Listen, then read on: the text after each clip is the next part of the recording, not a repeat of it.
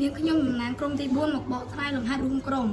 ចូលអ្នកសរសេរសេចក្តីពណ៌នាអំពីពិធីបុណ្យអ្វីមួយដែលអ្នកធ្លាប់បានចូលរួមពិធីបុណ្យ100ថ្ងៃនៅវេលាម៉ោង3រសៀលនៅភូមិដីក្រហមខុំមឡុងរៀបស្រុកវាវិញខេត្តពោធិ៍សាត់ជាពិធីបុណ្យ100ថ្ងៃរបស់លោកតា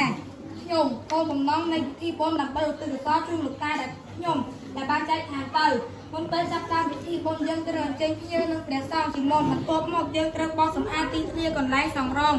និងតុបតែងរោងជាដើមលុះដល់ម៉ោងចាប់ផ្ដើមពិធី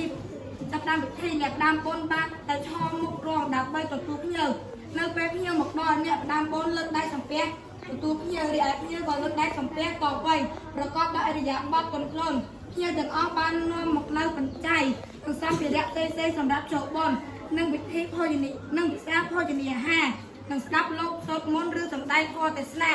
និងការវេចង្ហាន់ប្រគេនព្រះសង្ឃនិងបងស្គលក្រោយពេលបុណ្យ